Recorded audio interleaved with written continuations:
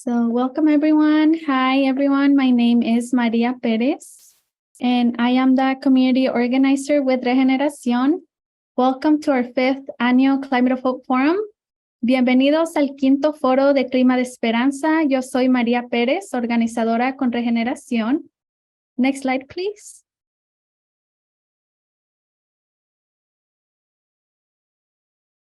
Thank you for joining us today. My name is Jen Hernandez, and I direct the Climate Justice Program at Community Environmental Council. We're very excited to be partnering with Regeneración for this forum. Gracias por acompañarnos. Mi nombre es Jen Hernandez y dirijo el Programa de Justicia Climática en el Consejo Ambiental Comunitario. Estamos muy emocionados de asociarnos con Regeneración para este foro. This year, our theme is Creative Action for Justice. Artists play such an important role in both climate and social justice, inspiring action and awareness through their art. Este año nuestro tema es Acción Creativa por la Justicia. Los artistas toman un papel súper importante en la lucha de la justicia climática y social, ya que nos brindan inspiración por medio de su arte. Next slide, please. Todas las organizaciones que coordinaron este evento están comprometidas a crear espacios multilingües conscientes de la justicia del lenguaje. Este foro será interpretado simultáneamente en inglés y español. La función de interpretación ya está activada. Para accederla desde una computadora, haga clic en el icono de globo que está en la parte inferior de la ventana de Zoom. Si está en un móvil, haz clic en los 3 puntos en la esquina derecha de la pantalla y después haz clic en Interpretación de idiomas y selecciona Español.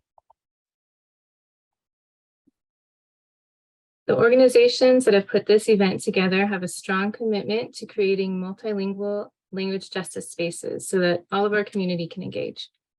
For this reason, this meeting will be interpreted simultaneously in English and Spanish. So please listen and speak in the language you're most comfortable with. If you're on a computer, you'll see a globe at the bottom of your Zoom window. And if you're on a mobile device, you'll see 3 dots on the bottom right hand of your screen. Click on either of these and select the language you prefer.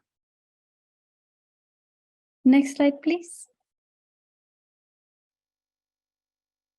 Para los que están viendo desde Facebook y quieren escuchar en español, pueden llamar al número 1-720-843-2890. Es una línea telefónica gratis. Al conectarse, ingrese el código de acceso 3470-165 y el signo de número, y podrá escuchar por su teléfono y bajar el volumen de su computadora. Por favor, vea las instrucciones de interpretación enviadas en el chat. For those joining through Facebook, you can access interpretation by calling this free conference line and dialing 1-720-843-2890. Then please enter this code when prompted, 3470165#. And you will also see these interpretation instructions in the chat. Thank you to Beatriz Trujillo and Ana Rueda de Vidales for providing interpretation for today's event. And please be patient with us as we remind our presenters to speak slowly and take pauses. Next slide, please. For this webinar, you can enable closed captioning to see a textual representation of the audio. And through this feature, there is also an option at the end of the webinar to download the full transcript. Next slide, please. And finally, we encourage you to share your questions, ideas, and resources via the chat feature in Zoom throughout the webinar. Thank you, Jen. Paul, can you please stop sharing the screen and launch our first poll? And we want to encourage everyone to interact via the polls throughout the program. If you can't access the poll, please send answers via the chat or in the Facebook Live.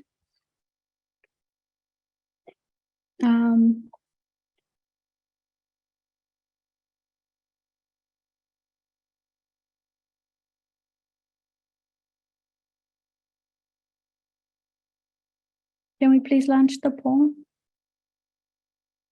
Thank you. So our first question is about the storms. And we want to know how you were affected by the storms. Please take a moment to look over this poll and choose all the options that apply. For me, my personal experience during the storms here in Watsonville, my home was part of an evacuation zone, and I was scared and really worried. My aunt's home was flooded, but I really learned about the importance of the community being together and helping each other. What about you, Jen?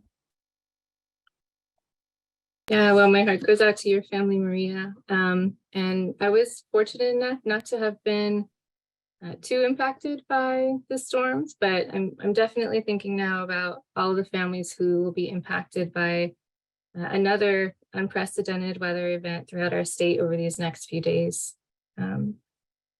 Let's see. Look at the poll results. It looks like there's a range of experiences, from evacuation, folks who lost power, and it looks like many of you were also worried about your family and friends in your community. And we're excited to unite together the areas from Santa Cruz to Santa Barbara by working and partnering with CEC as we face similar issues. Our communities will keep facing climate impacts. And I hope that as you listen today to the artists, you can find some hope and inspiration to join the movement to protect our common home and communities.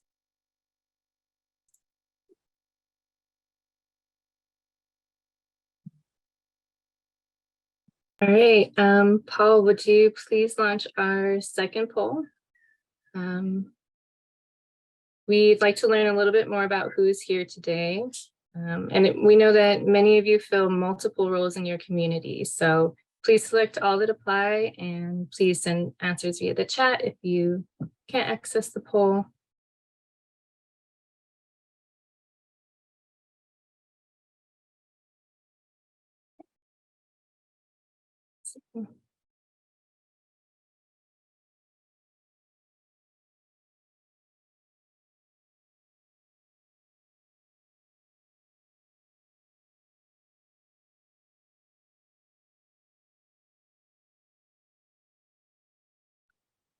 Right. Waiting for the poll results to come in. I can think of a few for myself, I guess. I'm a mother, an activist, sister. We have a lot of nonprofit representatives, community members, educators. Thank you all so much for joining us this evening. And Paul, would you please share our first sponsor slide?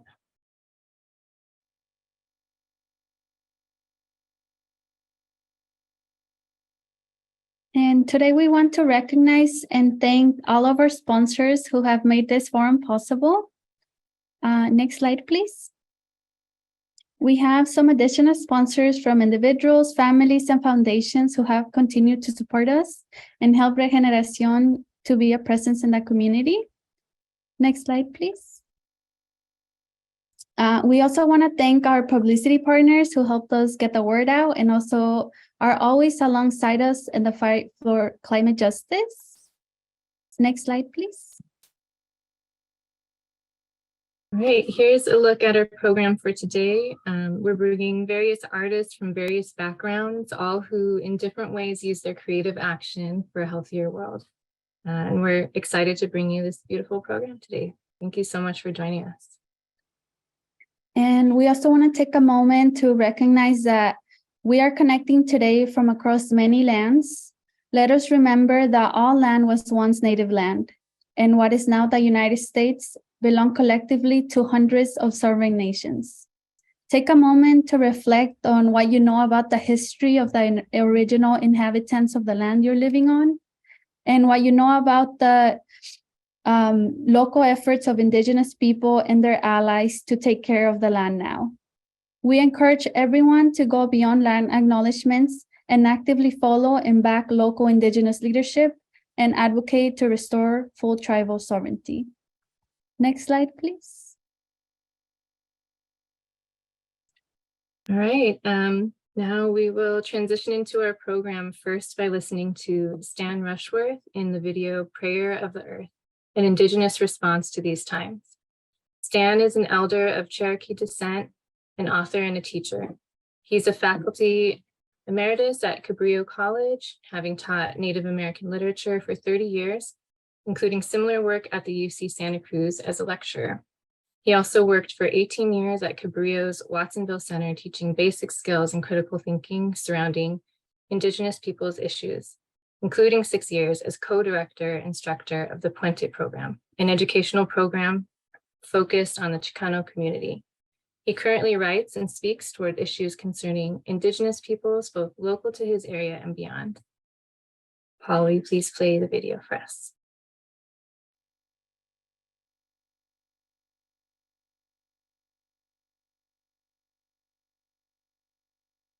Prayer for the earth.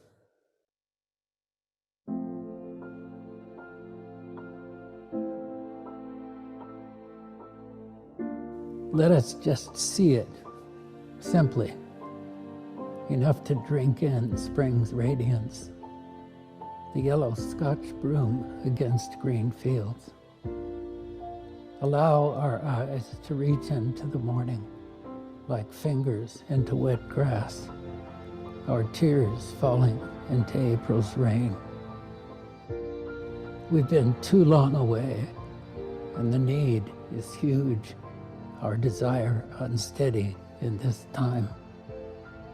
Let the invisible wanting burst to the surface of our skin, where we may know this world who holds us so dearly, even in the middle of our blindness and in the beginnings of our awakening. Let us lie face down in her beauty, feeding her with our gratitude. She is waiting.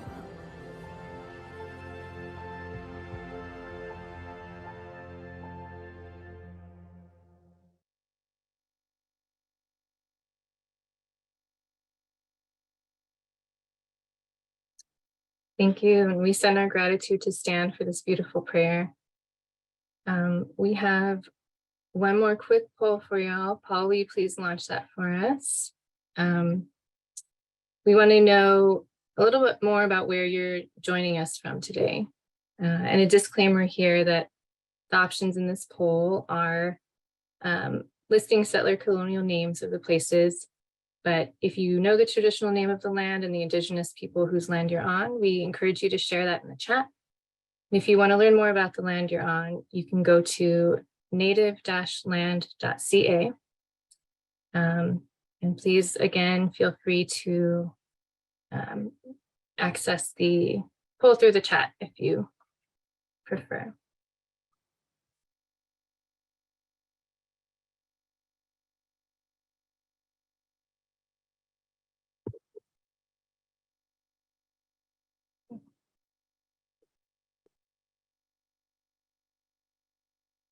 Right, have people joining us from right here in Watsonville, Monterey Bay, and throughout the state, the US and outside of the US. Awesome. Thank you all for sharing and connecting with us from so many places. I'm going to pass it to Maria to introduce our next speaker. Thank you, Jen. It is my pleasure to now introduce our next speaker, Consuelo Alba, joining us for a conversation about her work as co-founder and executive director of the Watsonville Film Festival. Under her leadership, the Watsonville Film Festival developed from a grassroots collective into a nonprofit arts organization offering year-round programming. The Watsonville Film Festival mission is to showcase primary Latinx stories that illuminate our shared humanity and promote positive change. Consuelo is an award-winning documentary filmmaker and executive producer of local films. Her short, El Andalón, The Healer, screened in more than 30 film festivals worldwide, received 7 awards, and was broadcasted on Mexican public television. Consuelo graduated with honors with a Bachelor of Arts in Communication Sciences and Journalism from the Universidad Nacional Autónoma de Mexico. Since moving to California 25 years ago, she made it her mission to honor her cultural legacy through her work. Welcome, Consuelo. Please tell us about you and how you got started at directing the Watsonville Film Festival. Yes, thank you so much for the kind introduction. Hello, everybody. Hola a todos. Mucho gusto estar aquí con ustedes compartiendo este momento y este foro con todos. Muchas gracias por la presentación. And yes, I have done different things throughout my life, but the common denominator is storytelling. I think that stories are really powerful, and I work as a journalist, as a translator, and then as a filmmaker. And it's such a powerful medium to tell stories, to engage people, to have conversations, that we realized we needed a space like this in our community in Watsonville. So it's a conversation we had with local filmmakers, with educators and activists, and we all together began the Watsonville Film Festival in 2012. And it has been an amazing journey. And yeah, it's a grassroots organization. And now we are a nonprofit that presents programs all year. Thank you, Consuelo. It's really great to have you here today with us. Please tell us more about how you use films to build community, hold conversations, address important themes, and feature the experiences of communities who have been so underrepresented in film. Absolutely. Well, basically what happens when you share a film is that you are creating community. It's not the same when you watch a movie at your house and you just watch and just stay with that. By bringing the community together, presenting a film that is meaningful, that is going to connect with the community, and then having a conversation about it with the filmmakers, with the audience members, we are creating a very powerful space for reflection, for connection, and for action. And that's the beauty of spaces like the Watsonville Film Festival that I believe every community should have. And we have had an amazing experience sharing films and uplifting the voices of a lot of filmmakers who have wonderful stories to share, but they have been underrepresented in the film industry. There is not enough resources and support, so we are doing our part to do that. Wow, yeah, that's true. You know, really sharing that is not the same as being at home and just kind of like forgetting about it. And it's really important, you know, just to even have that short conversation afterwards of what that meant for you. Yes, and meet the filmmakers. Why are they making these films? Because that's the second part of the story. When you see something on the screen, is one very compelling piece, but then you have the opportunity to talk with the creator and why they did it, and why they made those decisions, and why it's important to them to work so hard to make a film to tell this story. So it's very powerful. And then we engage community. Something very special about the Watsonville Film Festival is that we are a community-based film festival. So we work really hard to really engage everybody in our community. And that's why we're very intentional with each film that we present and each filmmaker we invite to participate in our programs. No, thank you. I actually, my next question, I remember, you know, how special it feels to attend one of your events. And I know in the past you put together our Mother Earth film series. Please tell us about that and why you chose the films you chose and why. Yes, well, this was our first collaboration with Regeneración in 2017. And we work with many local organizations connecting the issues with the films we can present. And our Mother Earth film series was very special because we keep talking about climate change and environmental movement and everything, but back in the day, in 2017, we didn't hear indigenous voices enough. And so it was really important for us to uplift these kind of stories, to bring to the forefront these people around the world, especially Mexico, who have been protecting the land. They have been stewards of the land, and now they are being heavily impacted by the climate emergency. And this is one of the examples of the films we presented. If we can go back to Sunu, the first one, I'm sorry. This is a really, really powerful film, and it's beautiful in its simplicity and in its depth, because basically it follows a year in the life of campesinos, farm workers, who cultivate to work in the land and follow the growth of corn. And basically we learn so much about the land and the people, the culture, through growing corn.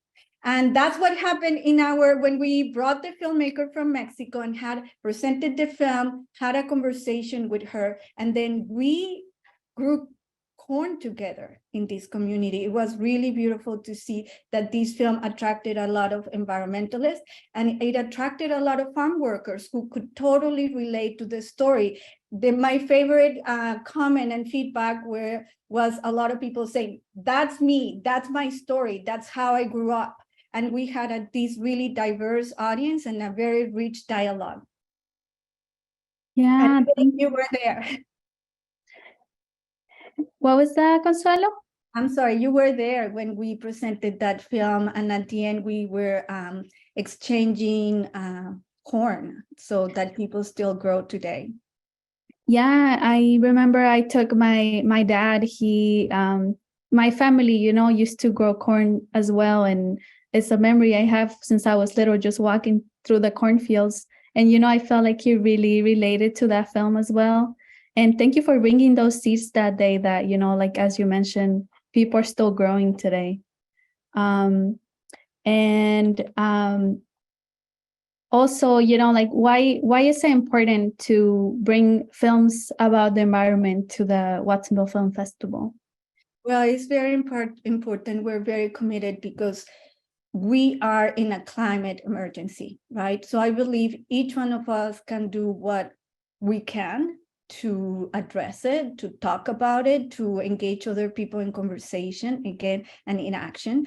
And film is a very powerful medium, and it's really important to present these films and keep this conversation going.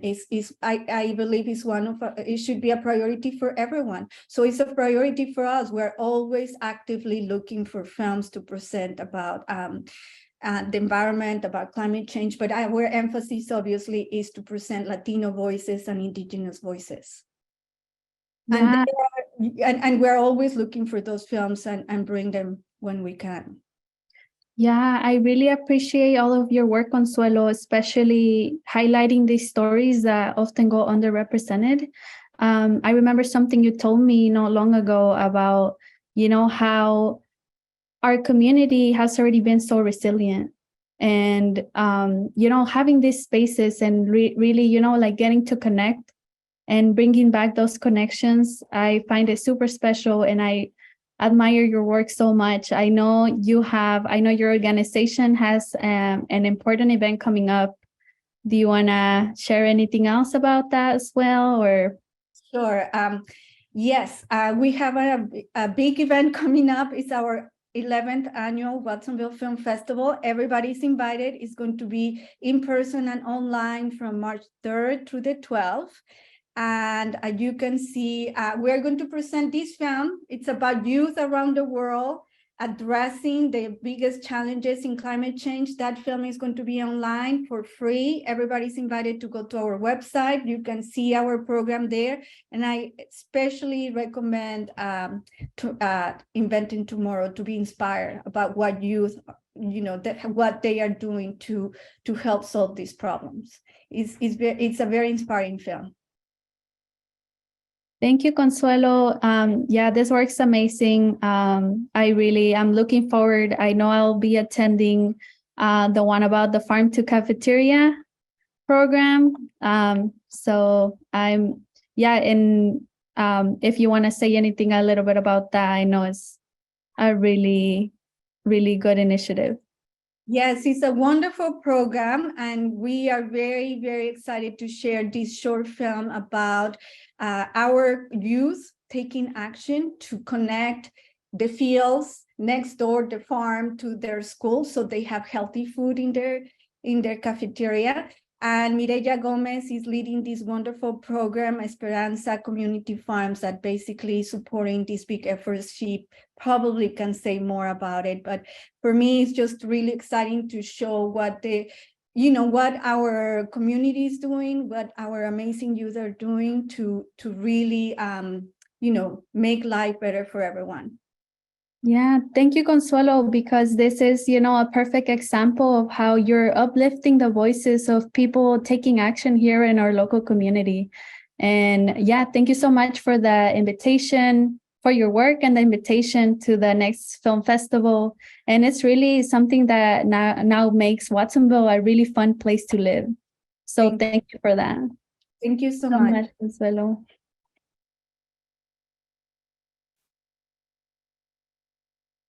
Thank you. And now, I hope all of you, are able to attend the Watsonville Film Festival online or in person.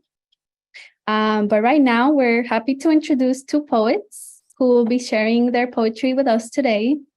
We will be sending their written work in both the chat and in a follow-up email after the forum. So we have Bob Gomez. Bob is a local poet, singer, songwriter, and teacher. He has lived in Watsonville since 1984 and has participated in numerous causes in support of immigrant families, foster youth, climate action, international peace, bilingual education, and parent empowerment. He is Watsonville's first poet laureate. And we also have Sonia Pendry, a recent graduate from UC Santa Cruz. Sonia loves to hike and write. She hopes to help people on the planet in her lifetime. Her writing is dedicated to fellow strong-minded women and her sweet pup, Lily. Welcome both, Bob and Sonia. Thank you, Maria. Thanks, Miriam. So I'm going to go ahead and say a little bit about my connection with the local writing community. I joined a group called Writers of Color in 2021 on an invitation from an old friend, Vivian Vargas. And through Writers of Color and the Zoom meetings that we had periodically, I got to meet this tremendous group of writers. Vicky Bañales, Adela Najarro, Stan Rushworth, who I had known before, Claudia Ramirez, many, many others. And it's just become a tremendous support to the writing community for writers of color like me. And I think we've invigorated the spoken art of poetry here in Watsonville and throughout the county. It's just been such a pleasure. And in addition, I was able to accept the honor of being Poet Laureate in Watsonville, and that has been nothing less than a joy. My work as a poet, it is in two languages. I write in both languages. Spanish is my second language. Reflecting on my own work, I think it mostly involves how we connect with each other and with the world that we live in. What are the important things? What are the values that we share that connect us to each other, and the values that cause us to take action to improve the world that we live in? I'm going to be reciting a poem called Hymn for the Ground, H-Y-M-N, Hymn for the Ground. I think you'll see the translation provided, my translation. And this is for Stan Rushworth, Hymn for the Ground. Let's take a deep breath.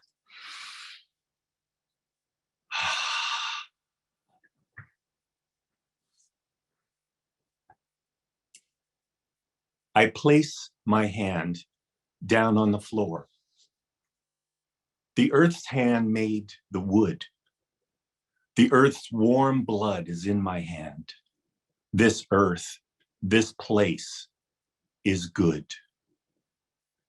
The water that fills up the gutters and brooks is singing in the ground. The simple water that feeds the roots, a chanting, drumming sound. Frogs are calling across the lake, across the fields and crops. The furrows are deep, the water grows, building itself with drops. Coursing through thickets dark and deep, the water and ground are one. Unseen, unheard, beyond us all, gathering, moving, gone. The sea otter noses, pokes, observes beyond the tide pool shore. He has no need of my thoughts or words. He dives, floats, eats, lives for. I am the wave that powers and goes. I am the otter free. I am the poet who dreams and knows. Action is legacy. I thank the gods that are in the ground, the work that is in my meal. I choose this valley to live and die, to stay, to love, to heal. Earth of this valley I do not own. Bird Valley, river and bay. You claim my heart. I claim you home, to love, to heal, to stay. Thank you. Wonderful, Bob. Thank you so much And- for starting us off. All right, and now I'm going to introduce Sonia Pendry, my friend, my fellow poet. I invited Sonia to read with me for a very clear couple of reasons. I love her poetry, and her poetry brings in scientific themes in a very authentic, a very powerful way. I think Sonia is one of these people who's soft-spoken yet forceful, and a voice that we need to listen to very carefully. Thank you, Sonia, for joining us, and take it away. All right. Thank you for those kind words. Very thankful to have met Bob through Writers of Color Santa Cruz, the writers group that we're both a part of. It's really nice to have a community to write with and for. So shout out to all of them. And a little bit about my work. I write in both English and Spanish, and it is mostly about self-exploration and sort of figuring out where I can be helpful and play a part with all the different layers of my identity in there, both being a Latina and a scientist and an educator and so much more. So thank you so much for listening to my poem today. I'm going to go ahead and get started. All right. So this is called For Earth and Everyone Here. Earth extracted, exploited, mother lacking lovers, we must protect them as they suffer. Bystanders burden most, women worldwide hoist, care taken for granted, stare climate chaos in the eye without a just why. Blood of water and ore, infiltrated by microplastic horror, people and planet polluted, this cannot and will not continue. Find resistance within you. Por la tierra y todos aquí. As chaparral, surmounted by Doug fir, we must regenerate with smoldering severity, disturbance crucial to curb encroachment. As coastal grassland, bunched on bluffs, return after burn, growth significantly stimulated by familiar lapping flame. We must do what we can. Human hands implement restoration and mitigation plans for Earth and everyone here. Campsite eyeliner, French tips dipped in dirt, I spoil soil, titillate silt, Survey forest slash turned ash in floral skirts. Together, all we can save. Kyle lily spathes, roads unpaved. Kelp swirls, flower whirls, wings unfurled, hard and soft corals, redwood swirl, our world. Por la tierra y todos aquí. I call you to act. Return to riverbed literacy. Listen to the original steward's words. Variation only strengthens. Reflect, then bring what you have. Great egrets on the wetlands instead of regrets. Come fire, then flood. Ecosystems built by communities stand strong. Recover. Root down. Refuse to be root bound. For Earth and everyone here. Por la tierra y todos aquí. Thank you. Gracias. So just a little bit about my vision for climate justice and something that I've talked over with Bob before. We hope to see diverse leaders in STEM leading affected communities in their own healing, which is this event is a prime example of just that, following us our for us and by us principle. Yeah, thank you so much. Thank you, Bob and Sonia. Thank you for those powerful words and for, like sharing about your connection to writers of color and, for letting us heal with your words and letting us, reflect and come back with what we learned. Yeah, I really appreciate your words. Thank you for joining us, and I'll pass it over to Jen. All right, thank you, Maria. And thanks to Consuelo, Bob, and Sonia. Now I'm very honored to introduce our keynote speaker, Lil Milagro Enriquez. Lil Milagro Enriquez of detribalized Nahuatl people descent was born and raised in New Orleans, Louisiana, and survived Hurricane Katrina, one of the nation's most infamous climate change-related disasters. She's a veteran of social justice organizing with 20+ years of experience working on a myriad of issues, and she's a mother of 2 small children who directly inform her work in the world. She was recently recognized as one of the top 16 eco-warriors of 2021 by Marin Magazine, and did a TED Talks with the city of San Francisco, illuminating the failures of conventional education to prepare youth for climate change. In 2017, she founded the Mycelium Youth Network, an organization dedicated to preparing and empowering frontline youth for climate change. Mycelium has been named one of the only organizations actively preparing young people for climate change in the United States by International Transformational Resilience Coalition. Thank you, Lil Milagro, for joining us. Yes, Kuali tonali Lil Milagro Enriquez ni Nawala atikisaya intotatli kutzatlan tetexopac Kuali Nahuatl Pipil.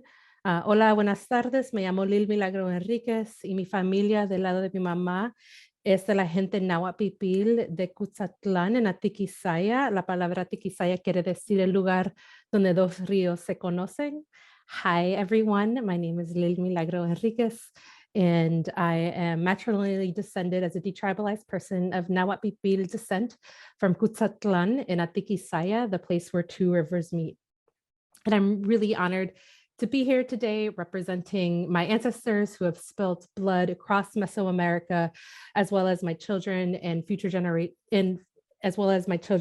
representing future generations that are looking to steward our Tonantzin Mother Earth. I'm also really grateful to Nancy and the Regeneración team for allowing me to be here. So, Singa Klasukamatli, thank you to Nancy and the team. And ever since Nancy asked me to be here to keynote this event, I've really been thinking deeply about the meaning of hope, especially hope in a climate challenged future. And it's a question that I often get asked when I do talks about Mycelium's work or about my own history and my own struggle. And it's one that I often have a lot of difficulty with as somebody that reads quite a bit of climate news and sees the ways in which climate doomism really directly impacts the stories that we're receiving. And it's hard for me personally, but also professionally thinking about how do we create hope as an act or as a as a feeling in this moment. And the more I sat with it, and as somebody that directly practices Mexicano traditions, I really started to realize that it's the question behind, or the need or the desire behind hope, that makes me really feel hopeful for the future. And the desire is really, how are we grounding ourselves in our rich history of traditions and practices in this moment that feels really, really untenable, when things like East Palestine are happening, where people have, like, residents have like their eyes like still burning and they're suffering through raging headaches, or in Brazil, where we have people, like dozens of people killed in our recent torrential rain that has been hitting this country. And then also here in where I am on unceded Ohlone territory, where we're preparing for yet another winter storm. And the more I thought about it, and the more I felt isolated as an individual person that was trying to think through hope, the more I realized, and I prayed about it through Mexicano tradition, the more I realized that this is actually a question that is a collective question, that is about, like I said, that how do we ground ourselves? And the grounding actually happens for me within my own Mexicano traditions and practices, and what it means for us as a community. And what does it mean for us as one of a long legacy of people who have been struggling against incredibly difficult odds, and who have been really trying to make sense of a world that is really, really intense around us? And I realized that hope, actually, without that brave, courageous action, without that grounding of that ancestral memory, that rich earth of our ancestral memory, means very, very little. And so I started thinking about, like I said, as I often do in these moments, about like, what does it mean for me and my ancestors? So I really, to be able to offer any kind of message of support or hope, or like, what are we grounding down into? And I thought about 3 specific moments that I want to be able to share with you, because for me, hope without action, without bravery, without the willingness to make something different happen, not knowing if it's actually going to make a difference in the long term. It's the planting of a seed, realizing that you may actually never see it come to fruition, that I wanted to share. And the best way that I can do that as an individual is to refer to like that ancestral history and memory that I have in my past. And if there's, I'm keeping track of the time, but if there's also somebody from the Regeneración that can just give me a 5-minute warning as I get through it, then that would be really, really helpful. And so there was 3 specific moments, and I want to honor and recognize that while I'm sharing these 3 moments, and the first moment that starts really at the point of colonization, that our communities, particularly Nahuatl Pipil and Lenca communities in El Salvador, which are the 2 main communities in Native communities and indigenous communities in El Salvador, existed for hundreds of years in regenerative, sustainable relationship to the land. So our history doesn't begin with colonization. And it's hard for me as a detribalized person who is living with the legacy and effects of colonization to be able to pull a lot from that prehistory, because one of the first things that Spaniards did when they came to El Salvador, Cuzatlan, was to burn our libraries, so that we cannot imagine a future without us, because they recognized the importance of our ancestral memory and our traditions to being able to create and craft thoughtful response to the moment that they were in and that now we are in. So the first moment that I wanted to bring up was at the beginning of the 16th century when, and these are very brief moments, and then I'll talk about why it matters. But like it was the moment of 1524 when Pedro de Alvarado came and colonized El Salvador, and had gone through multiple attempts to colonize our continent, or like our country.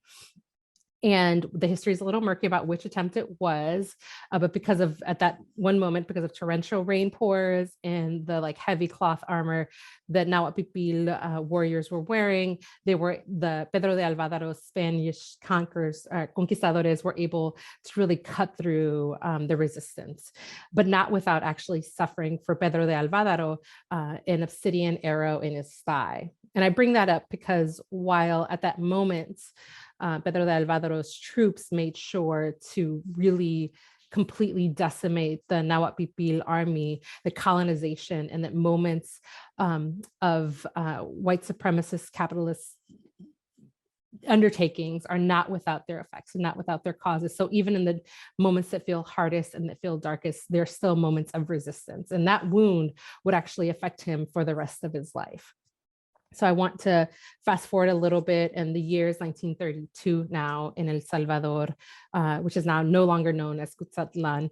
And you have, as El Salvador was experiencing a great deal of the global depression that was happening across the globe, such as like the United States with the Dust Bowl, that instead of being able to actually recognize and support the country itself, what you had was business leaders and the government deciding to be able to take more and more land and more profits from communities, particularly indigenous Nahuatl Pipil communities like my family's, which is again from Atiquizaya, which is on the western coast. As a response, indigenous and communist leaders started to say, like, no, we're not going to take this. We refuse to allow this to happen to our communities anymore. And they started mounting a resistance to that. And they took over local elections. And the elections were so well done that they took over. A lot of like indigenous and communist leaders were elected throughout the western coast of El Salvador, including into the capital, which is San Salvador. As a response, the government of Hernández Maximiliano Martinez decided, not knowing what to do, that they were going to have like this like very heavy response to indigenous and communist leaders. And it should be noted that also at the same time, the United States stationed war ships off the coast of El Salvador, because none of our history is, as we think about what our history is across Turtle Island and across Mesoamerica, it is always tied up in the legacy project of US expansion and settler colonialism. And the US said, if you do not figure this out with these indigenous and communist people, we will do it for you. And over the span of a week, the week that my grandmother was turning 15, the Salvadorian government massacred 30,000 indigenous people in 1 week. And then generations later, it would then declare there are no indigenous people left in El Salvador. And what they didn't know, though, is that you cannot genocide a people, especially in El Salvador, that are so part of the country itself. It just meant that we went underground and that we're going to find different ways of resisting and surviving and keeping our traditions alive and singing the songs that we wanted to sing and being able to tell the stories that we wanted to tell. And it's the expression that I often see in a lot of artwork around indigenous Latin American communities is like they tried to bury us and they didn't know that we were seeds. And so let's skip ahead a little further, and that process has already happened. A lot of the Salvadorian government has been able to take over some of the deep places of communal land, because a lot of the land for Nahuatl Pipil communities was held in community. And they are now looking at also the ways in which rebellion is starting to happen again, because of how communities consistently were rising up and saying this feels unfair. And the Salvadorian government, as a result, had, again, like more heavy-handed tactics. And there was a young Catholic priest by the name of Oscar Romero, who later became Monsignor, an archbishop, who was a conservative priest until the killing of one of his friends, who was also a priest. But he had already been made an archbishop at the time. And so he really started speaking up for the poor and for the landless in El Salvador and making sure that their voice was heard. And he has one of my favorite quotes that I think about often when I think about what resistance and hope with action looks like, which is, we are prophets of a future not our own.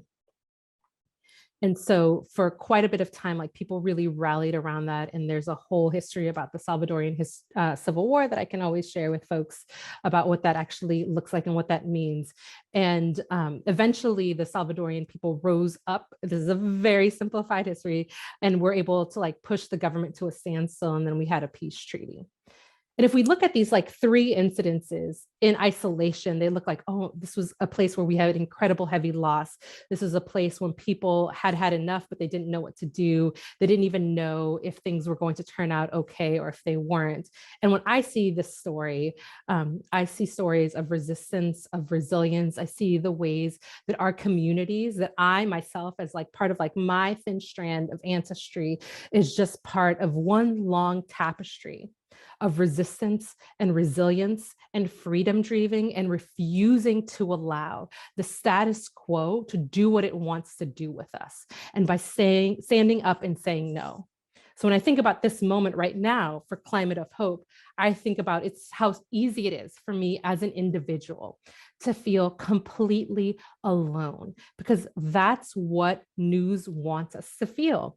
It wants us to feel like we have no resources, like we are powerless, like we are just one part of a tiny, tiny piece, and we don't even matter.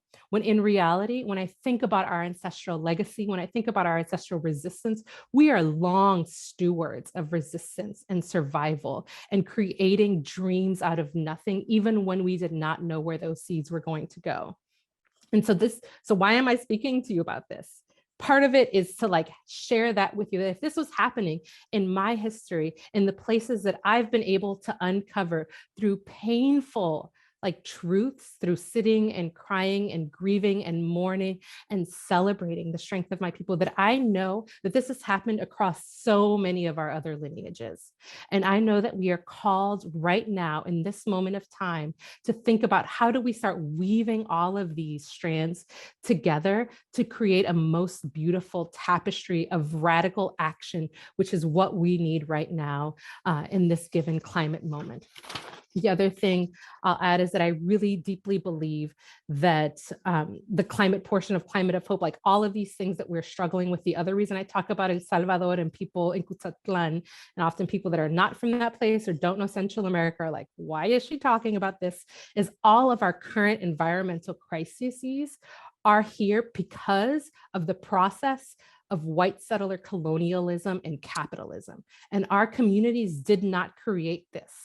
We are just responding to what has been done to us, and we will continue to respond with strength, with trust in our ancestors, with hope for what young people are already calling us to do, because let us make absolutely no mistake that young people have always been at the center of every single movement, great movement in our recent history, if not longer, because they ask the questions of why, and we refuse to allow this.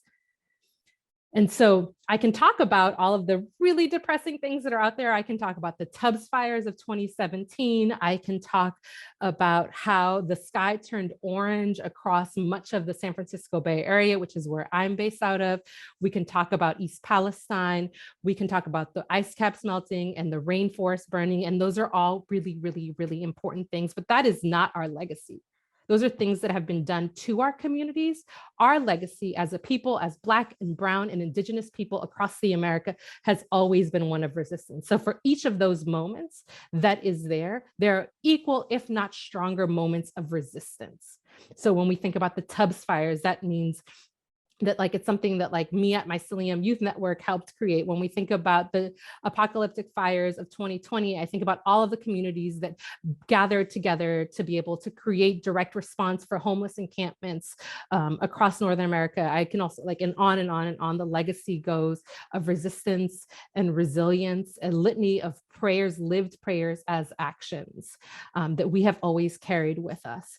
And I'll actually end with one of my favorite quotes because I'm a huge sci-fi fantasy nerd. And one of the things that I think about is often this moment from one of my favorite stories, Lord of the Rings. And there's this moment, and this is the last thing I'll end with, is at the time, like there's the main character, Frodo, who has to carry this ring. I really recommend the movies, extended edition. And Frodo is this ring bearer, and he says, I wish this moment had never come to me. I wish none of this had happened. And Gandalf, who's the wizard, back says, so do all who live to see such times. That is not for us to decide.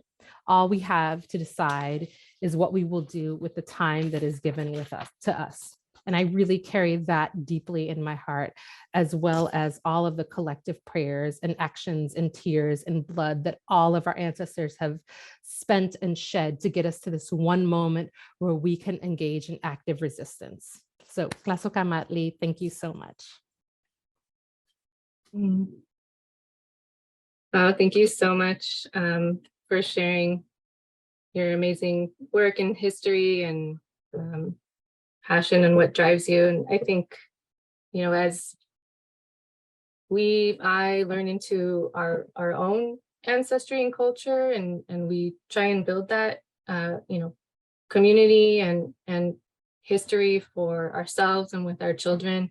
I think kind of what inspired me about your intro or your bio was just that your children, and for me it's the same, my children kind of inspire and drive what I do, and it just constantly amazes me just the wonder and creativity that they approach the stories and the things that we see as the most challenging pieces of our lives, and things we're still discovering and figuring out how to build that resilience and resistance.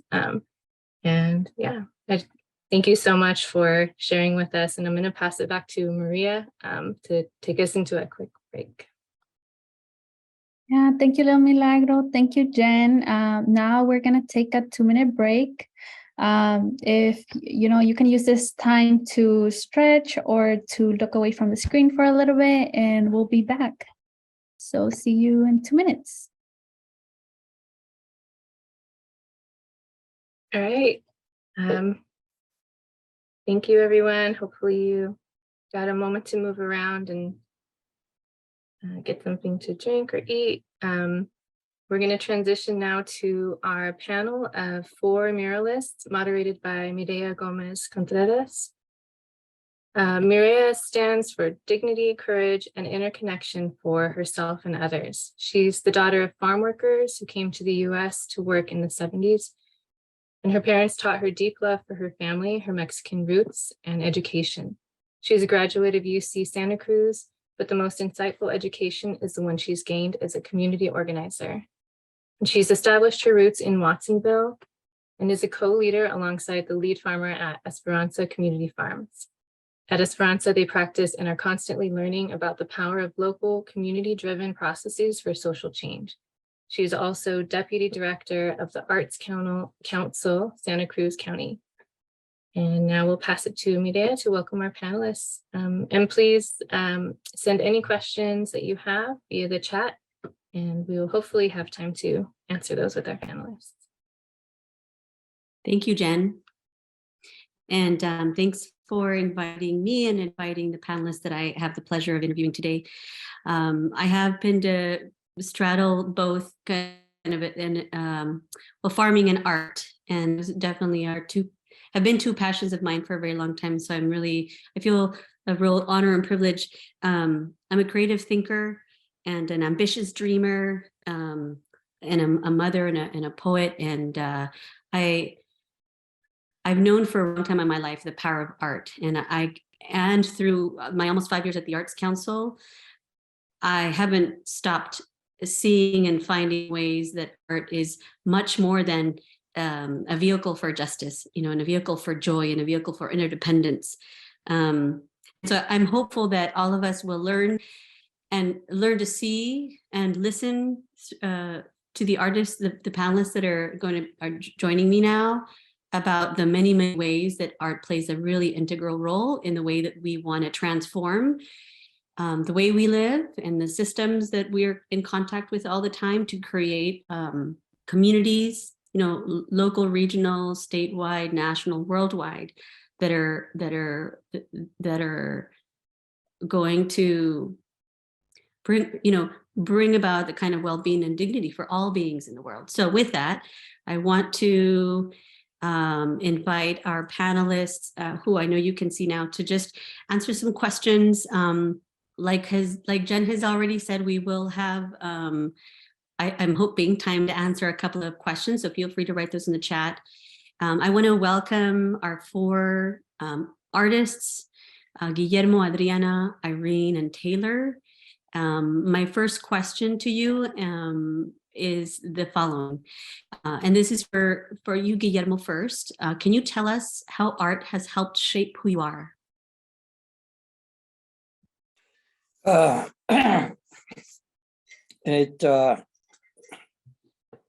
It has allowed me to find myself. I'm an artist. I'm a natural born artist. My father was a painter, musician, craftsman. My uncles, I grew up around music and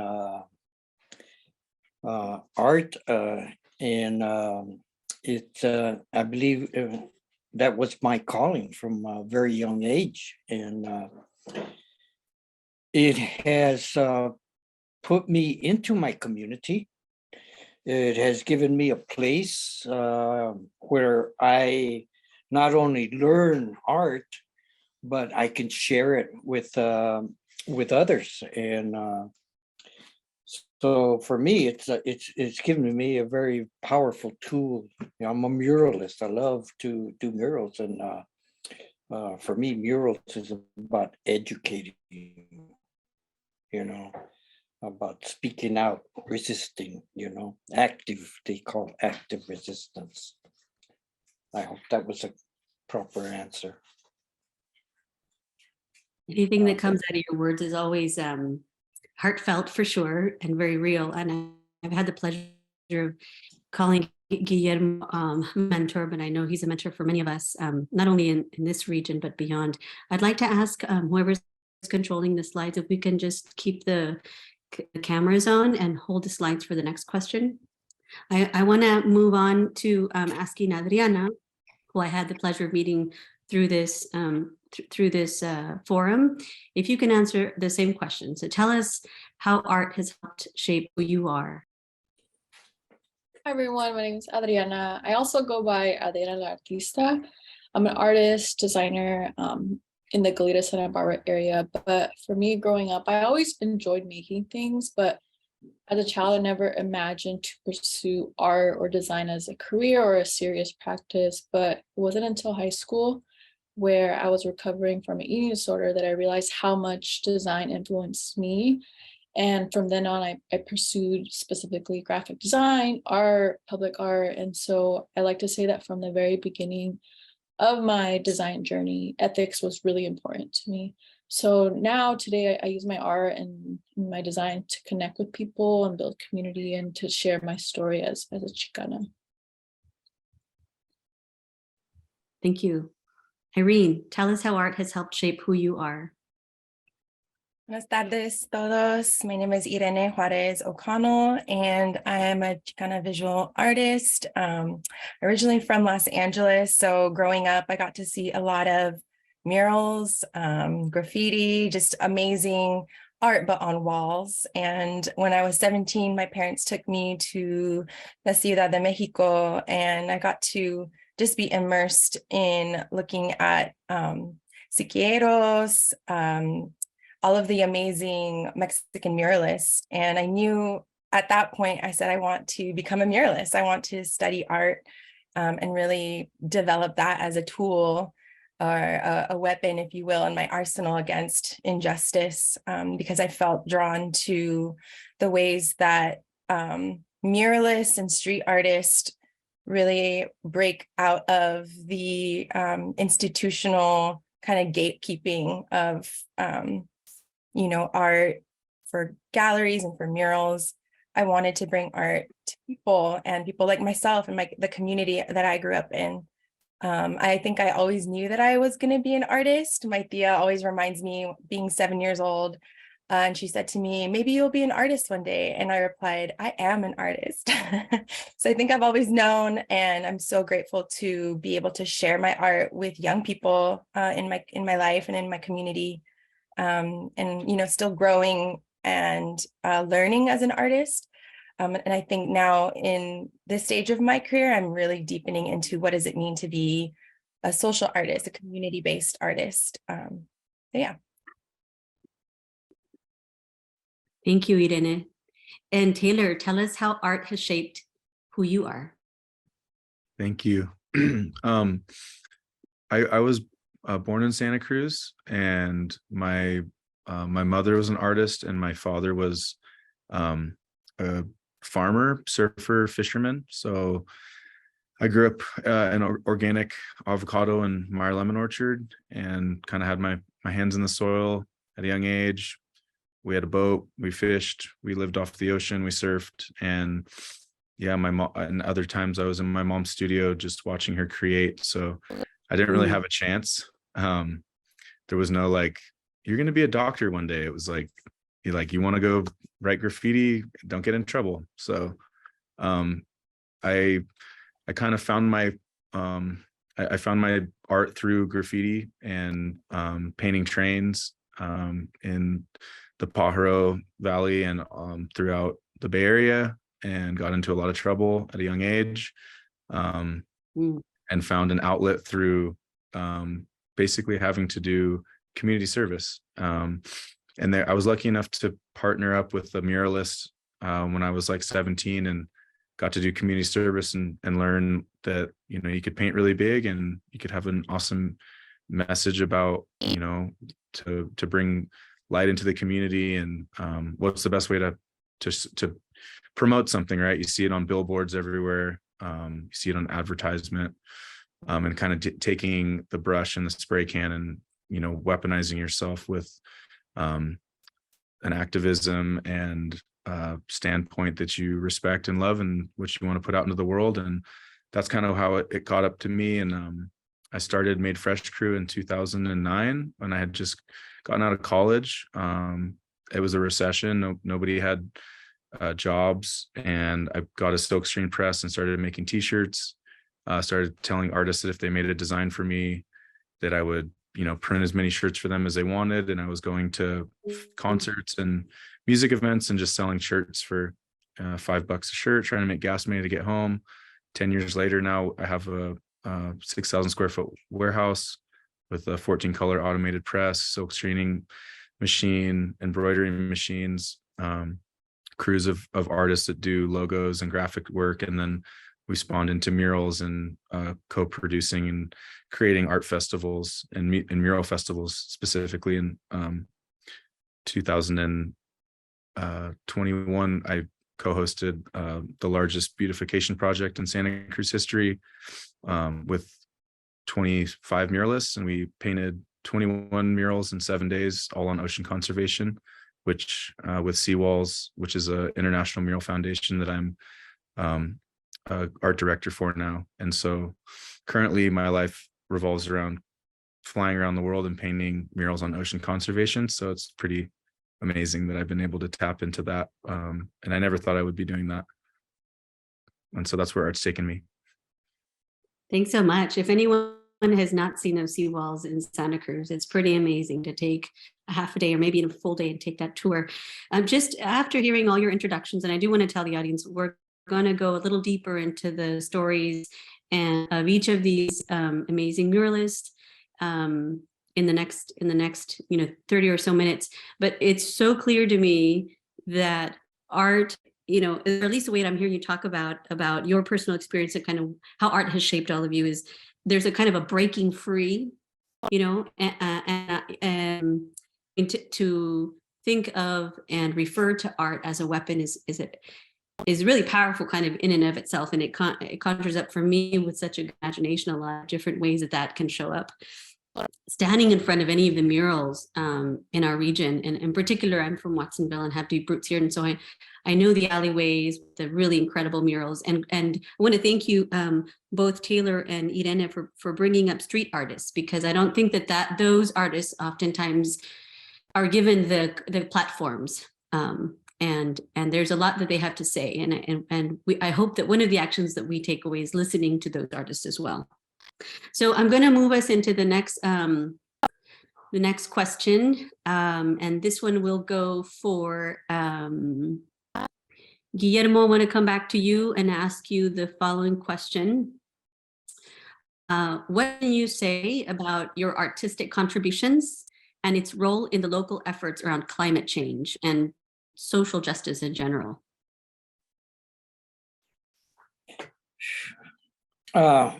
Well, I'm originally from San Diego, National City. Didn't come up this way till probably early 80s. But one thing I like to tell people was my involvement. My first mural project, the fall of 1969, I was a student at San Diego State. So I go back with murals over 50 years, 1970, we finished up that mural. I made that trip to Mexico right after that mural to see the work of all these artists. I took a very active part in initiating the first murals at Chicano Park in 1973. Historical point where we, as indigenous, as minorities, as Mexicanos, activists, Chicanos, exploded on the walls, exploded with expression, with color, with comments. San Diego, to me, initiated a whole series of explosions throughout California, the Southwest, internationally across this continent, you know, in the early 70s. It ignited in San Diego. Yeah.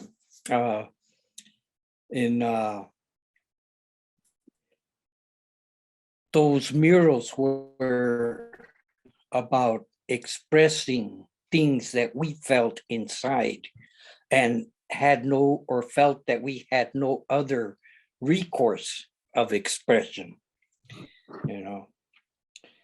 Murals today, I'm living here now in the Watsonville area. And I'm not just, I also did Aztec dancing for about 40 some years. So my involvement in community, which is what art does, painting murals, I work with groups. You know, right now I'm working on a mural, Cesar Chavez Middle School. And I'm working with students from the school there. I'm also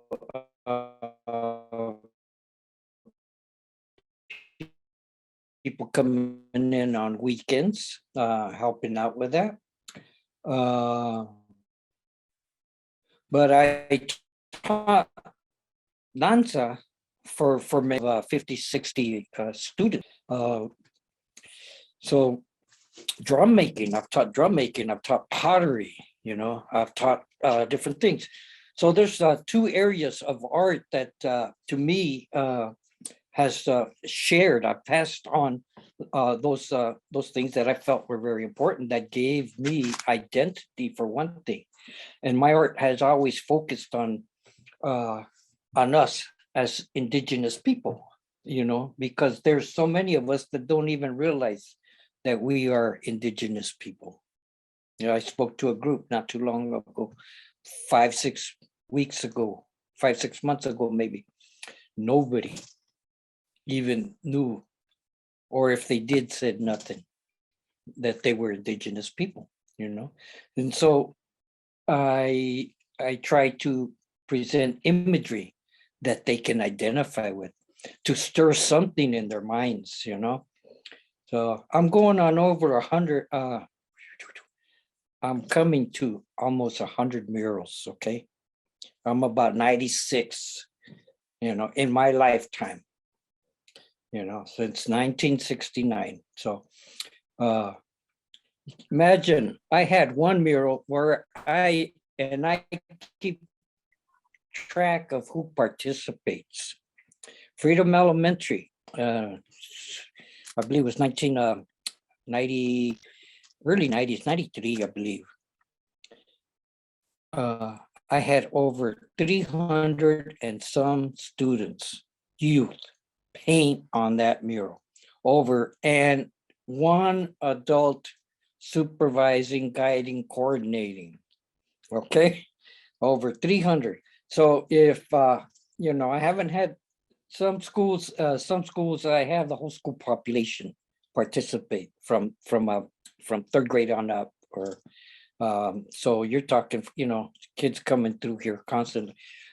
But I try and do imagery or in some way stimulate some kind of thought. I think identity, who we are, is really important, to identify who we are, because once we identify, we begin to search for our history and our culture. And we begin to make that connection back to the earth.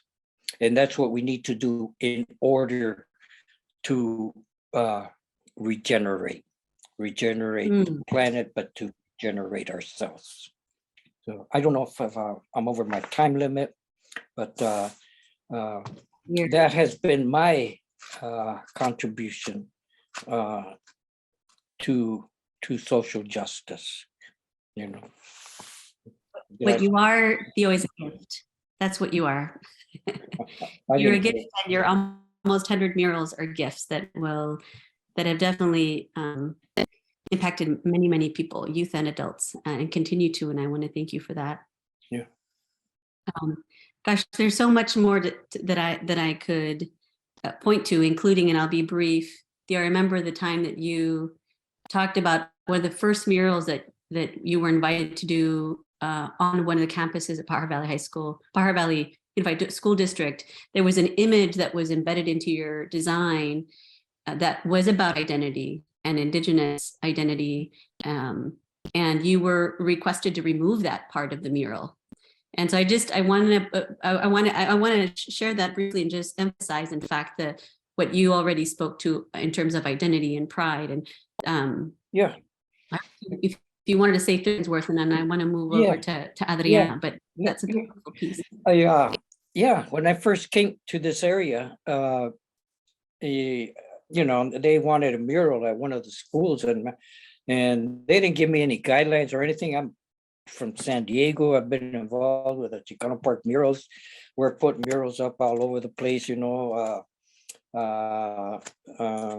revolutionaries with their carilleras and their rifles and their hats and horseback and Quetzalcoatlus, and I'm doing all kinds of stuff. And so I come over here, sure. And I lay out this, I got eagle dancers, Olmec heads, you know, all these things that I feel are important, part of history of this land. And this, the administrators look at it and they say, oh no, we can't have this. The kids don't know anything about this, you know? And I just kind of looked at them and I said, you know, I kept quiet, you know, but what I did was I started putting imagery. I started putting a lot of rainforest imagery, and behind that rainforest imagery, like these ponds, you know, you see these eyes speaking out at you, you know, jade faces and things of that nature, you know, coming out of there, because that's all at that point. I had to put something in there. I wanted to continue. That's where the kids are in the school system, you know. If I'm going to work with them, if I'm going to start something, I need to do it right there. And so I had to find a way that you know, I didn't feel that I was totally stifled, you know, censored, or not censored, but just blocked out, you know. I could have walked. No. Yeah. Thank you, Guillermo. I love it when you go like this. Yeah. It speaks to the weapon that art is, right, and can be. Now I go to a school and they ask me, can you know, portray some of the indigenous people of this area, or we want to feel this community welcomed. You know, we have a lot of people that have migrated up into these areas. We want them to feel welcome, and so they asked me to put imagery that makes them feel at home. You know, belonging. Art as belonging. I'm going to move as thank you, Guillermo. Adriana, I want to ask you the same question. What can you say about your artistic contributions and its role to the efforts around climate change? So a lot of my work centers around the contemporary Chicana poster, which grew out of my thesis project. I did my MFA in design at UC Davis. And so my thesis was a wheat pasted mural, which you'll see on the right there. And so I covered plywood with my posters that I made. And I think that a lot of my work is very takes a non-traditional approach. So very much digital work, but also inspired by the Chicana movement of the 60s, where I go out and work with the community, you know, embracing Rascuachismo. So I really wanted to show folks with my thesis that you can make beautiful things with just the simplest materials. So yeah, that's just copy paper and wheat paste on plywood. Also during, you know, just my process, I go out to a lot of protests and events, and I hand out my posters for free. And to me, I witness what my posters can do in a space when we're all holding the same poster, you know, trying to project the same message and how we create unity and community. And so I also want to make sure that my art is accessible to folks. So I always want to make sure that, you know, if it's not for free, that it's, you know, something that folks can afford and have in their home, because I think everyone deserves to have art in their home and enjoy public art as well. And I do my best to talk about the issues happening around us with my art, whether it's, you know, police brutality, women's rights, housing crisis, or climate change. But I feel like I want to be part of the conversation, and, you know, I'm not the best at speaking, so I do it through a visual medium, and also I want to encourage folks, you know, to take action as a community. You know, I think art is the beginning, as a spark, but there has to be that action part. You know, we can't do it alone. So I want folks to feel like we can trust each other, to be vulnerable and work together and plan and take that action to see those results. And so in the mural I did, which is located in Santa Barbara in Paseo Nuevo, I did with my friend Claudia Borfiga, who's also a printmaker, and that was both our first mural. It's a very large mural. So I did more of the wheat paste stuff, and she does silk screening and printing. So the fact that we both did this large scale mural was a blessing. And we really wanted to show that every living thing is important, right? From the dirt, from the toads, from the people, the flowers, the butterflies, like everything is important within the ecosystem. And each of us is important, you know, in the role of being climate leaders, right? And how we can learn from each other. So the images are, you know, specific to Santa Barbara area, and Claudia is really great with just expressing just like the nature and natural things around us. And I kind of brought in that more like human aspect of it. And I think most importantly, I wanted to show the importance of working with the Indigenous community to protect the earth. And so my biggest contribution was the portrait of Mother Earth. And it was very much inspired by the Indigenous women in my life who taught me the importance of taking care of the land. But yeah, it's been really great to work with the community with my art, and blessed that they, you know, let me come into this space to share my work with them. Thank you, Adriana. I know one of the things that you brought up when we were preparing for this panel was the way that you care about leadership in terms of its relationship to, but the other things that you brought up just now is like art for the people, very simple but very powerful. Art as a spark for, yeah, which I think is just a theme over the course of the forum. And I can't stop looking at that mural.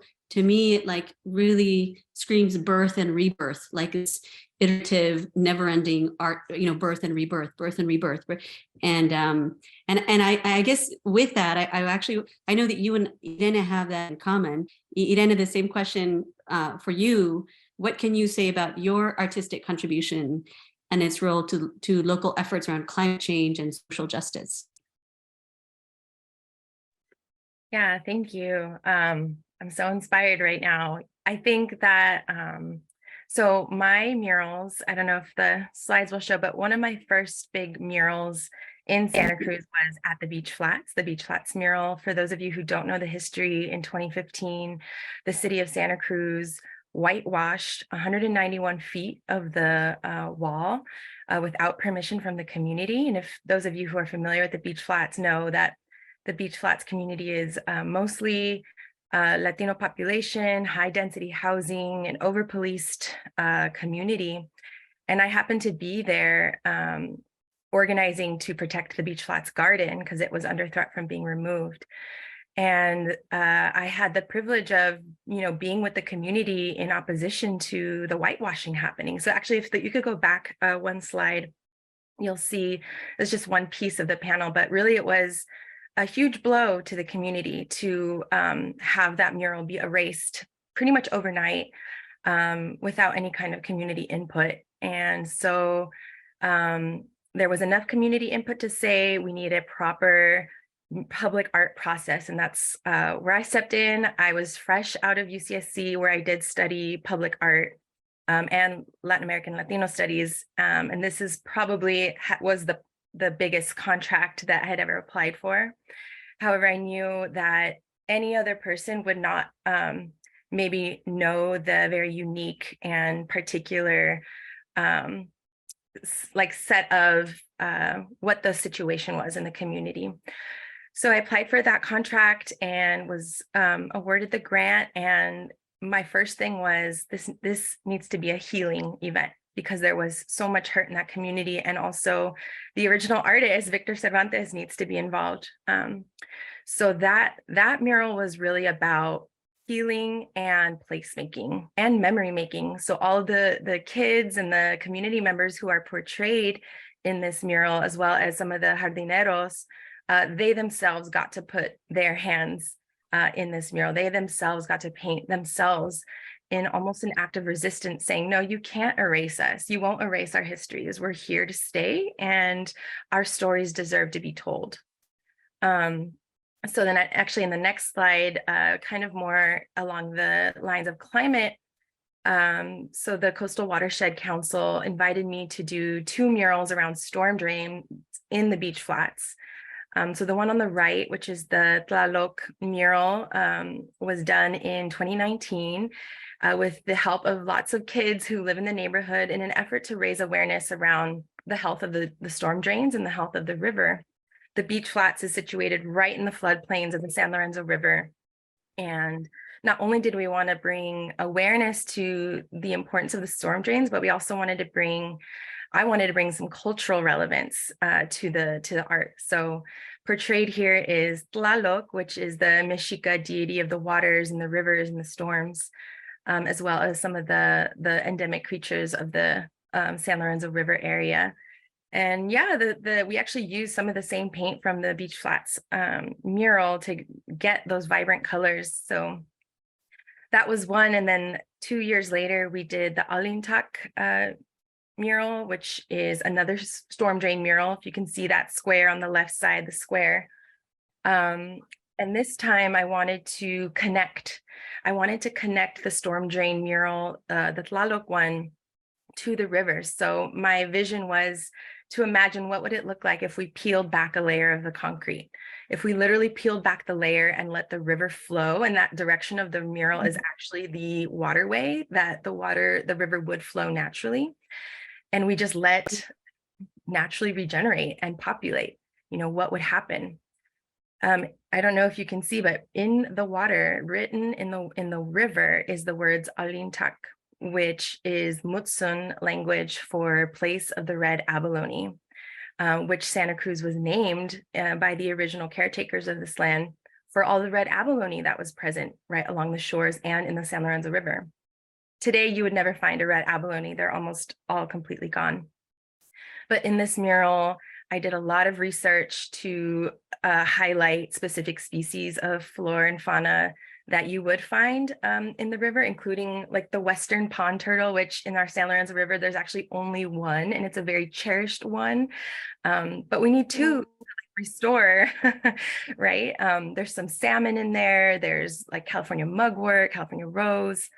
And then it's so sweet to be there and watch kids, go with their toy cars, playing along the river, getting familiar with the species that are on that, enforcing and reinforcing this idea that we are caretakers, we are stewards of our home, which includes these creatures. So that's one. And then the next slide, I highlight a opportunity I had to join other climate activists to put up a renegade mural up right in front of the Exploratorium in San Francisco.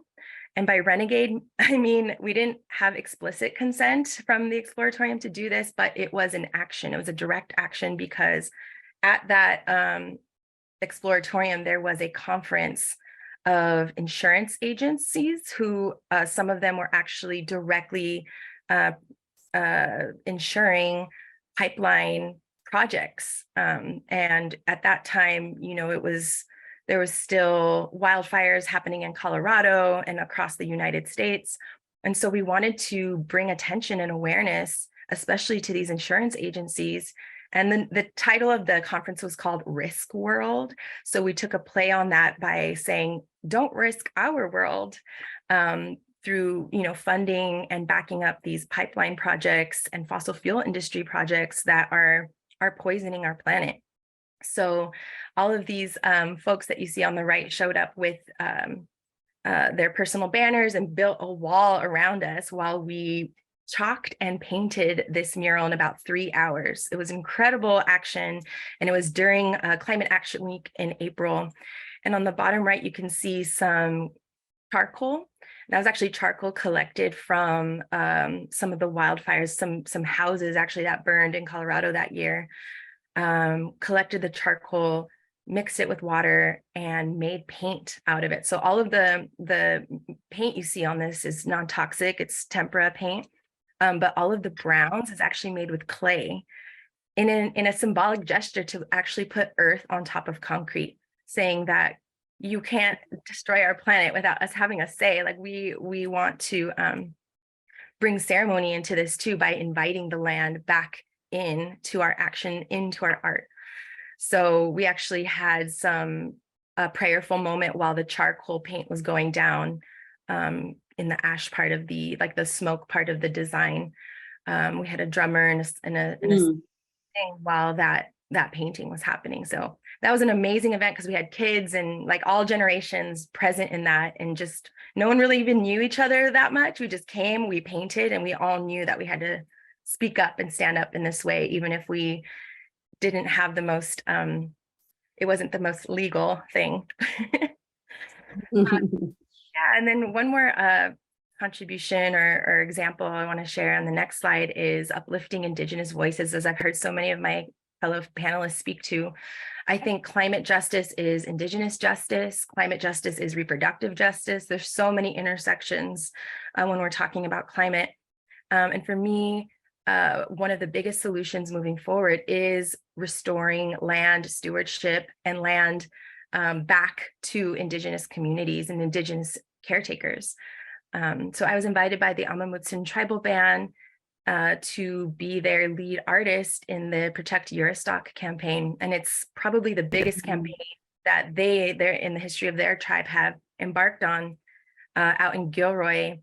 Their sacred land, really that's part of their creation story, is threatened by a mining company that want to do a gravel mine out there in Gilroy. So they invited me to work with the tribe, and especially work with the youth of the tribe to create art and create visual impact for the big rally that we had at the Santa Clara County Commission building. And as you can see on that top right or top left corner, all of the tribe, you know, wearing orange with their art designs, showing up so strong. It's just, it really brings this sense of presence, and that we're cohesive, that we're coordinated, that we're organized, and we know we know solutions that are going to be real. And so I think bringing art into the mix from the beginning, right? Because sometimes we see marches or rallies and art is an afterthought. It's like, oh yeah, make a sign really quick, make a banner really quick. It doesn't sometimes look as if we're all that organized. So having a very specific color palette and specific language and messaging and design right from the beginning as a central piece to the organizing, I think is so critical. Like artists are, they need to be at the table when it comes to organizing campaigns, because artists are holding visions, artists are holding what's possible. So I consider myself a cultural worker because art is culture, right? Art is power, art is resistance. So bringing in artists to help activate those kinds of radical imaginations, I think is what our movements need moving forward, to really invite artists to the table. Yeah. Thank you, Eden. I'm taking away healing, placemaking, and memory making, but also the really powerful and idea of art being an afterthought. So I want to encourage members, if you know, there's such strong nonprofit presence here. Let's put art at the table from the beginning. Let's make it coordinated. Let's make it organized, because the reach is much wider when there is art. It's a, you know, there's that term, full body experience. I think art is more about a full being experience. And so I guess with that, I want to move on to you, Taylor. When I first stood in in front of one of those seawalls in Santa Cruz, I had one of those Grand Canyon moments where I felt insignificant. I just was like, you know, this man eating a fish underwater, this man in a suit, and you know, and I think it moved me to tears, and I couldn't even explain why, but there was a story. As we were preparing for this panel, you said, and I wrote it down, you said, think local, act global.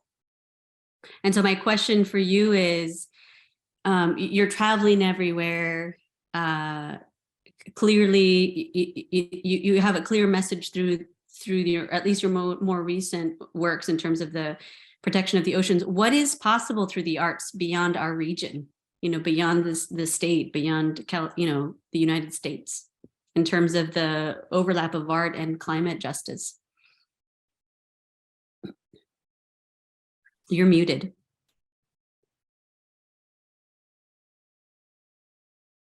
Thank you to all the speakers as well. That was very moving, listening to all of your words. And I think my personal journey was found through going to other countries to paint graffiti, because I'm in a few international graffiti crews, and there's chapters around the world. And so through the internet, I was able to go to parts of Europe, South America, Brazil, even parts of Africa, and link up with artists the day I got there through the internet. So they showed me the places to paint, safe havens. You know, they got me inspired. It was a lot easier to navigate and put your art up. When I came back to America, I realized that all these permits we have to do and these hoops we have to jump just to put art up on the wall, and my whole purpose became different. So like for this mural, for instance, I donated this mural to the gallery downtown in Santa Cruz because I felt like it needed to be painted. And I collaborated with a couple of my friends during a show we had at the gallery called Street Smarts, where we had a bunch of my fellow Made Fresh Crew artists showing their work. And for this show, I actually had painted another mural for the city of Santa Cruz in the sign shop where they make all the signs. And I went into the back of this yard, and there was just, you know, all these street signs that had just, you know, had been hit by cars or they had been tagged on. And I found that they needed somewhere to go. I'm like, where are you guys, you know, recycle these? And they're like, no, we just throw them away. So I took all the signs, can I start getting these, and created a bunch of pieces based off of those signs. And that's kind of the way that I've interacted with like community, is finding a space to, you know, for instance, this mural for the Clean Oceans on Mission Street was one of my first big projects, where, you know, it was a 800-foot wall that had been tagged. It was blank. I went to the city and I proposed, hey, how do we get this painted? And they said, oh, well, you know, we don't know who owns the wall. So there was all these different entities involved. And I went to the school district and said, how much do you pay to paint over the graffiti for this project? And so we worked with their budget.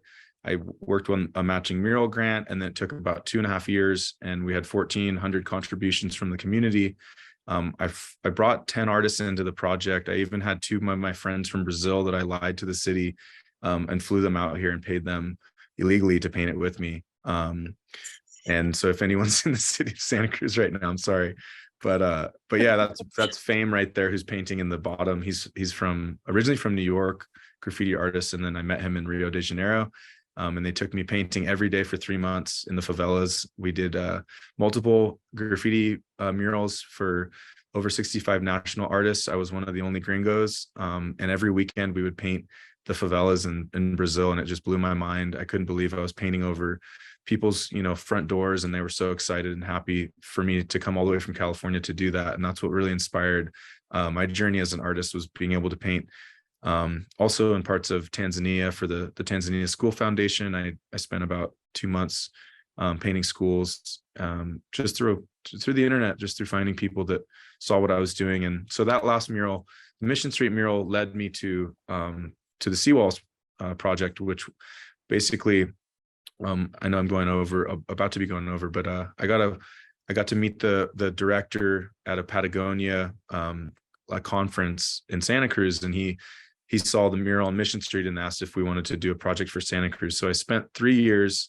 fundraising $120,000 to invite 25 muralists, and I got to handpick some of my favorite artists from around the world. And it was the hardest thing I've ever done, because I had to find all the walls.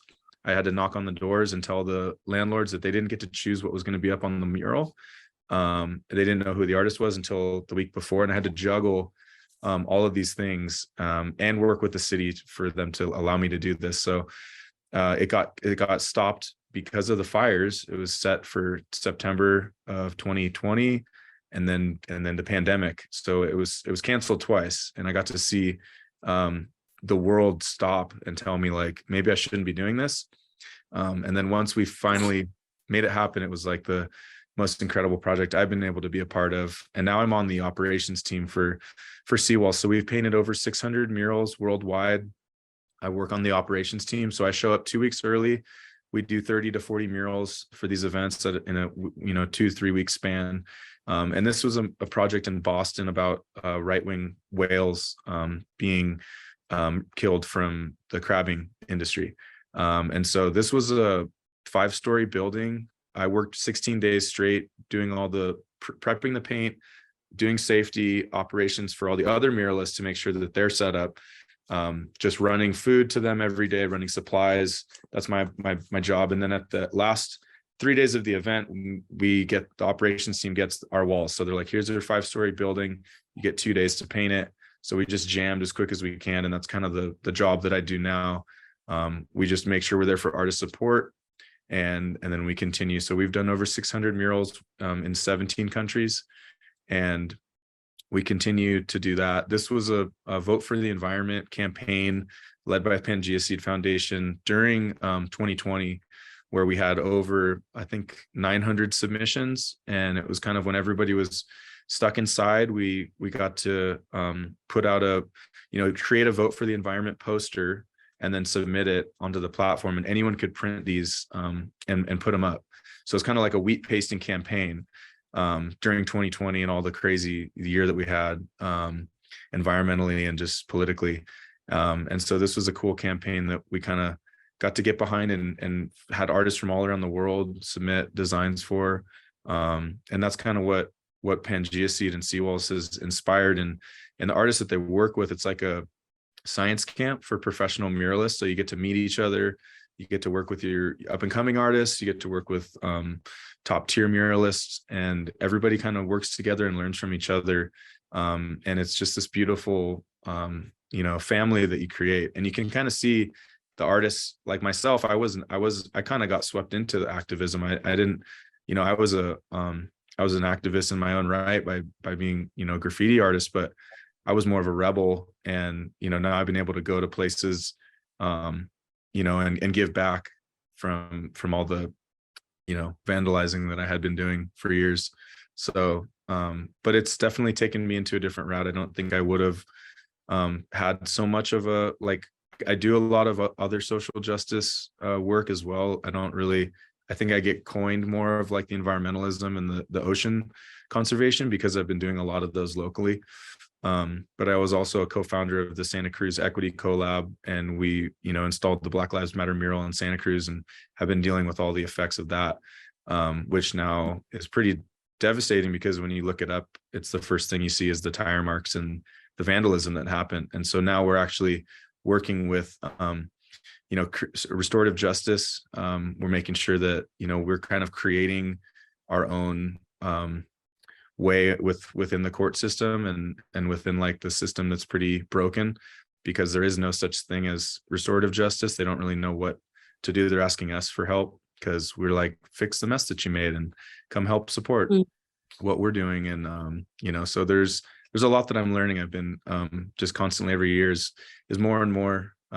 This is a recent mural we did with UCSC at Rachel Carson College, and we worked with the students, and they got to choose the quote, "We don't inherit the earth from our ancestors, we borrow it from our children," which I thought was a really fun, beautiful quote, and kind of just through some, I couldn't say they're indigenous species because there's a sea turtle and it's more of a Pacific Islander sea turtle, but there's a local fox and a big herring, and so this one was just a really fun mural that I got to kind of I hadn't painted for about a year before this, as I stopped kind of painting for myself, working on the Seawalls project, and then after that was all said and done, I kind of just went on a rampage painting as much as I could, and so that's kind of what I've been focusing on and working towards, is just creating spaces for artists to collaborate and paint.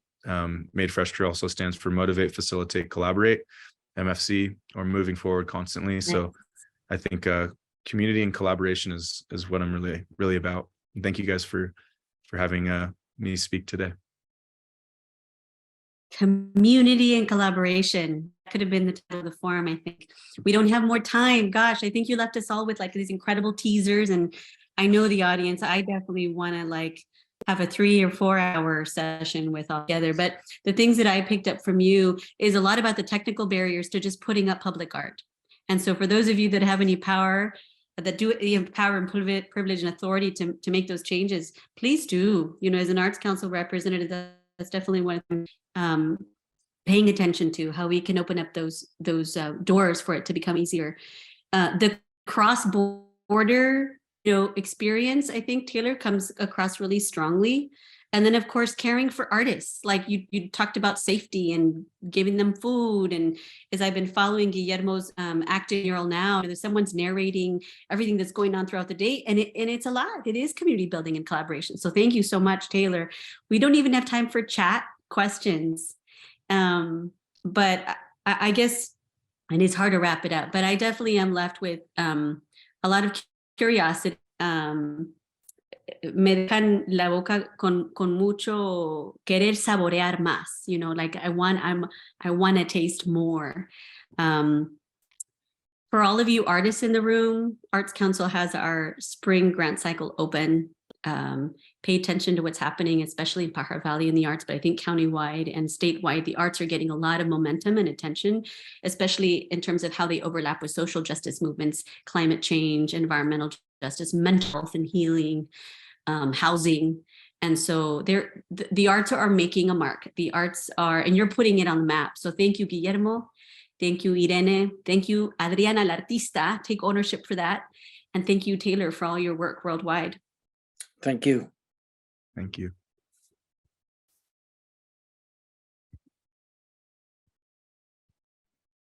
I'm passing it on. There you go, to Jen. Yes, thank you. Thank you, Mireya, and all of our panelists for your amazing work and stories. We definitely wish we could spend so much more time with you all. And we'll be sharing, all the artist channels and upcoming events and the follow-up from this webinar. So look out for that. And I'm going to pass it back to Maria for one final piece.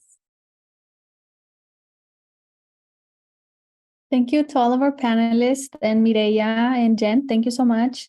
Now, please, let's all welcome back Bob Gomez. He's going to be performing a medley of 2 songs for us right now. Thank you, Bob, and welcome back. Thank you, Maria. Wow, I'm very moved right now. The work of those muralists are extremely inspiring to me. And they make me feel the power of community right now. let's feel that, let's continue to feel that power. Let's work together. Let's have conversations together. Let's breathe together. Let's take a breath.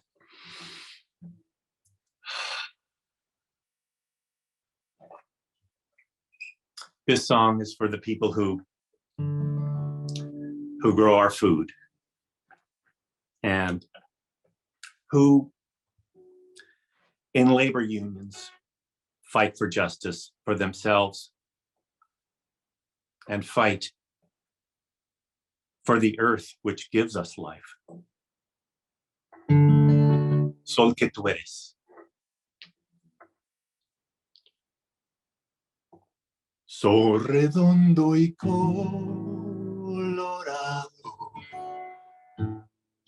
como una rueda de cobre.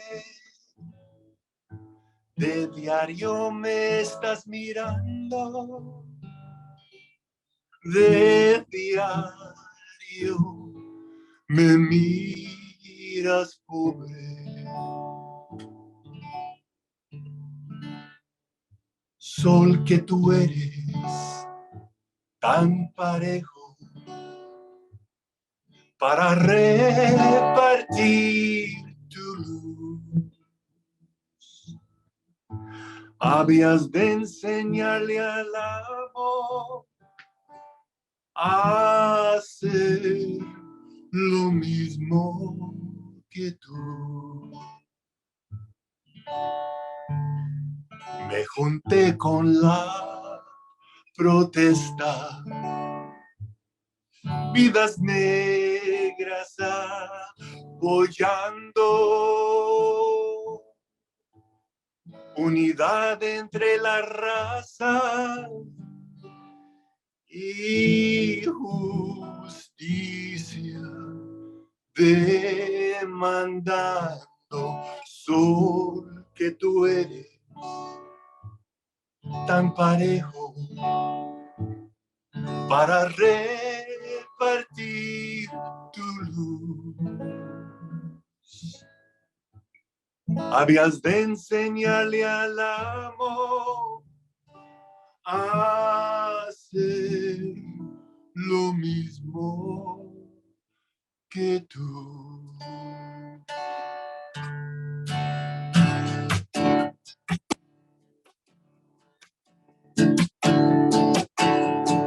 Para los que cultivan la tierra, queremos paz y libertad.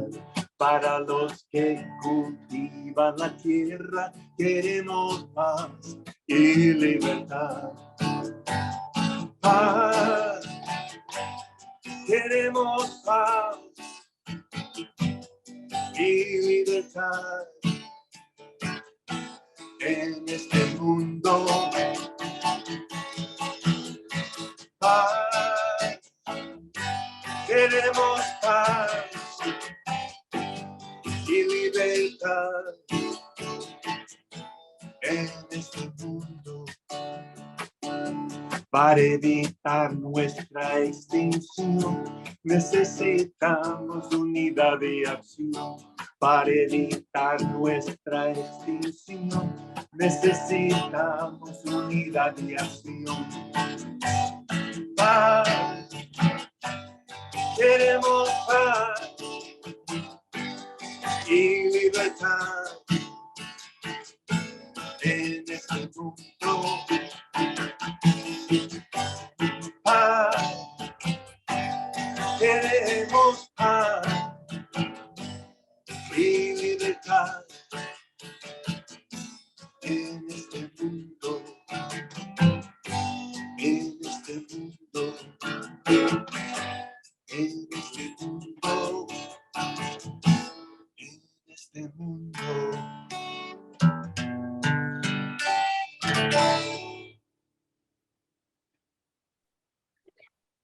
Muchas gracias, Bob. Qué canciones tan bonitas. Thank you, Bob, for bringing A so todos much ustedes, energy. a todos ustedes que asistieron hoy. Gracias a ustedes. Y gracias por traer tanta energía. Thank you for all the energy you bring to almost the ending of our program. they really embody that demand for justice, and we were grateful to have you here today. Yeah, thanks, Bob and Maria. And as we approach the end of our forum, we're gonna run two more quick polls by you while we wrap up. Paula, if you can launch those for us, and as well as the last slide. We really appreciate everybody's feedback. It will help us plan for future events like this. And again, you can always share in the chat as well, you know, what actions are you going to take in the next 30 days after this webinar, and what's been helpful for you here today. So we hope that you've all found inspiration to fight for climate justice with creativity and to engage in all movements for justice through art, music, poetry, and prayer. Thank you. Thank you one more time, everyone, for sharing this space with us today. Thank you for all of our sponsors and speakers, and for you for answering the polls and just coming to join us. Yeah, I can't wait to see what actions you're taking, and I hope you really found some inspiration to really think of something that you care about, and how are you going to fight for that with your creativity. And please follow us on social media, CEC and Regeneración. Thank you so much, Jen, for your team that has supported us in this forum.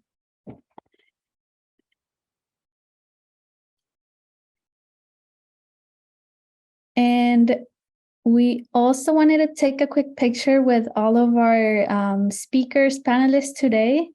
So please turn your cameras back on so we can take a group picture.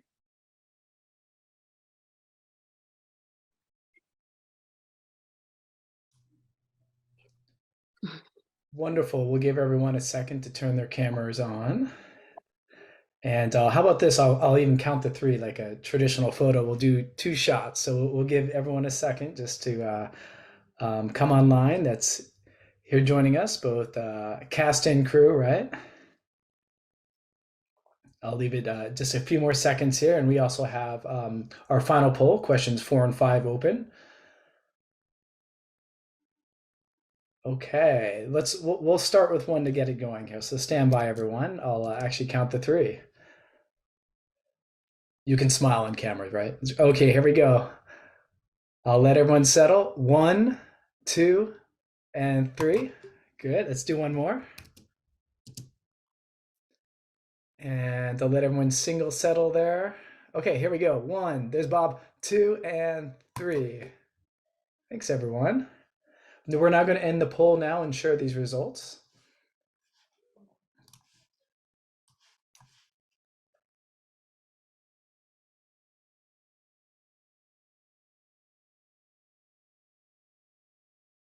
Ooh, nice. People sharing their creative ways to share your vision for the future and sharing with family.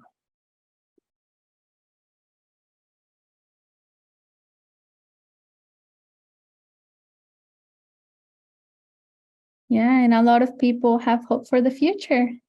So thank you so much for joining. I hope you all have a good night.